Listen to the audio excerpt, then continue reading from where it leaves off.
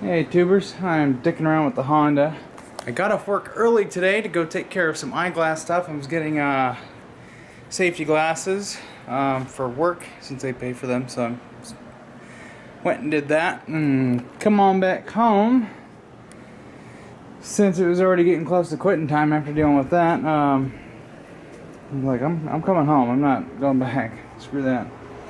I'm surprised nobody noticed this, but this is what I'm working on the Honda, by the way. My friend had replaced the wiper transmission in this, and he had forgotten which side went where, and so I took a closer look at it and figured out that this side was on that side and that side was on here, and it was rubbing. This arm was rubbing here, and then that was hitting the hood, and the wiper blades were in the wrong spot. So I flipped it all around, readjusted it, and now it sits flat. Actually, it looks better now. Got them tightened all down, and then I hooked up the sprayers. Were missing the hoses. They were all rotted anyway, so I replaced it with new stuff. So that's hooked up. This side works really good. That side's a little I don't know if it's plugged up. I may have to pop it back out and do a reverse spray. It may have gotten some shmoo, maybe. So I'll have to do that. But that one works really good. And that one's the most important one. So I was actually able to clean the windshield. So wiper blades, they seem pretty good for considering how old they look. So anyways, I was trying to figure out why that side will not roll down. It'll roll up. Like it wants to roll up, but it won't come down. It does absolutely nothing. So I messed around with that. All the wiring looked good. All my testing stuff, I blew the fuse in my voltmeter messing with a dryer. Yeah, we're not going to talk about that. Now I'm going to take this door panel off, and I'm going to see if maybe something was busted when this car was stolen.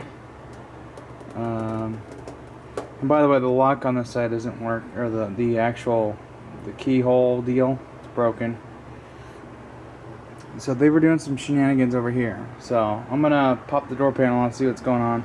I need to get that window to roll down because this thing's a freaking oven.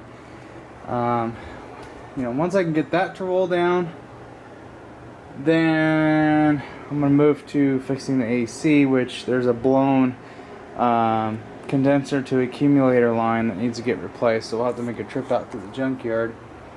I may have to do that next week and not instead of working overtime. I don't know. I'm going to pop into that door panel and see what's going on. Otherwise, I got the wipers back to factory somewhat, and then now I can deal with getting that blasted window to roll down. I just changed the oil on that. I know, I didn't do a video on it. I have plenty of videos on doing the oil change on that thing. Now it's even easier, and I actually really don't want to show anybody why it's easier. I did find out on the truck, and I noticed this when I was driving it because it was feeling kind of weird. I was under there. The track mount bushing on this side, where it connects to the frame, is halfway blown out. So yeah, we might be making a new one, or contacting James Duff and having them ship me a rod end that'll fit that tube. I may send them an email actually, and I'll see if they can't send me a rod end, or I might even be able to find the thread size and just get a rod end kit and slap that in there, and that's fine. That's a little disappointing. Polyurethane, right? and then I got this stuff. I have the polyurethane to make this stuff. This is harder than what's in that track bar bushing. I may actually we may pull that track bar out and pour our own bushings, since I have enough left to make that. So I think that's what I'm going to try and do. I don't know when I'll get around to that. I feel like I'm kind of bucked up again. Anyways, I think I might need to go get something to eat. I'm feeling a little hungry, and then I'm going to come back to that. If only Adam wasn't using that. I'm gonna have to order a sub for this. I'm back here, and I'm just hearing this gnarly just at like any volume.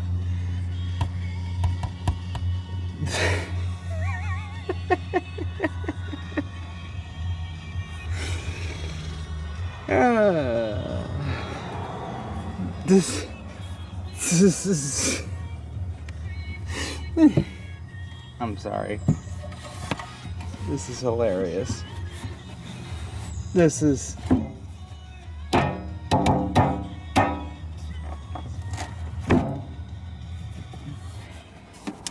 and then you hook it up.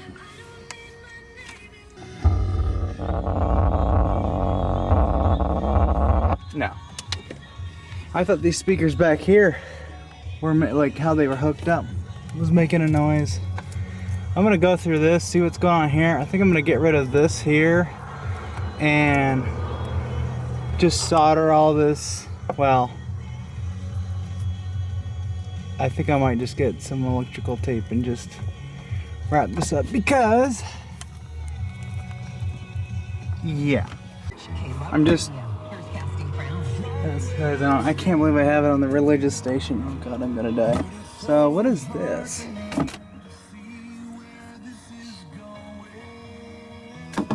It's got a new ground right here, which is probably fine.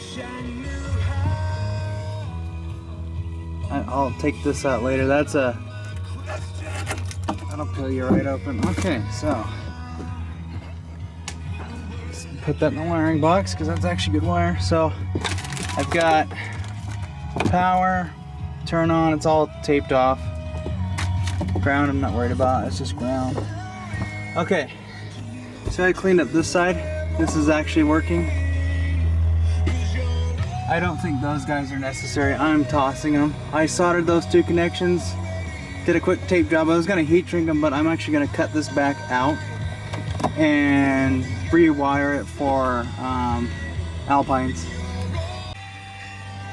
Okay, now they're both working. So that'll do for now. I'll tuck it up. It'll probably get zip tied to the speaker or zip tied back here. I want the wires tucked away and not out in the open, because you throw stuff back in here and you clip those wires right the hell off. 7th time down, just say Jesus. Oh, please, I can't take this anymore. Oh. Out in the middle of nowhere, we're not gonna get nothing out here. It sounds way more balanced. You talk with all these. Yeah.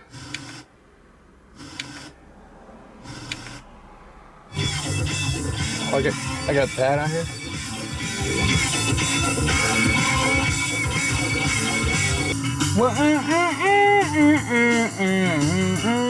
Okay, so funny story. Driving around, listening to music. Okay, no bass. Absolutely no bass. I was like, huh? And now I know why. So what was happening here is this amp was getting super hot, like scary hot, like just hot. In fact, it got so hot the amp went into protect mode, and I noticed she likes to get pretty hot running this sub at I mean, even just a low volume, it'll get hot after a while. And I think what it is there's something wrong with the voice coil in there. And we are going to tear this woofer apart. So, it's pretty much a woofer. It has just terrible. Yeah, this amp is probably okay. I don't know how much of 1200 watts it really is, but I'm going to get a new box because this one's already swelling up right here. I'm going to get a new box, and I'm going to get a JBL back here, and then we'll eventually switch over to a kicker 1200 watt amp.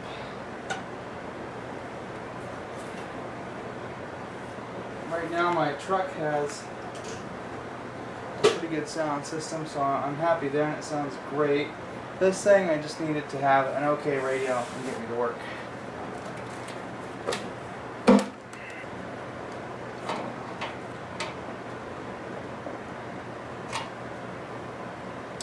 It's like a epoxied in or something.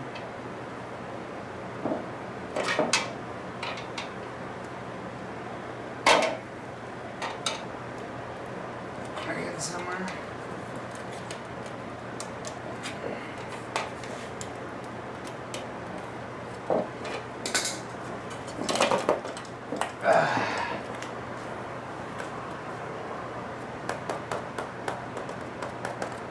Huh.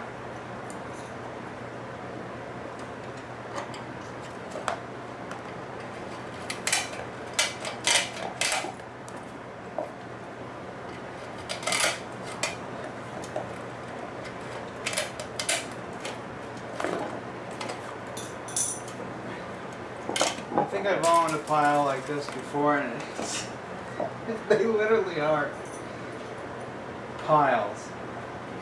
Like I had one that had no suspension, no cone travel at all. It was muddy as hell.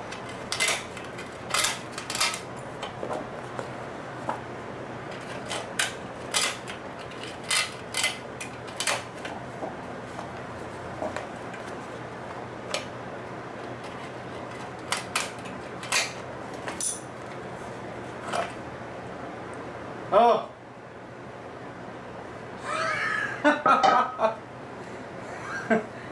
Oh, somebody, yeah,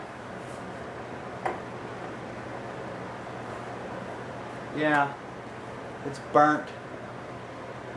When you get a burnt coil like this, oh yeah, this is a puny freaking voice coil.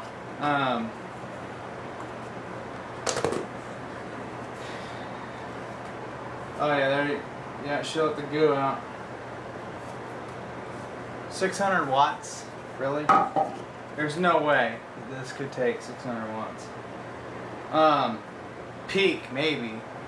And that amp probably just gave it all she got and fried this thing, and that's why it goes.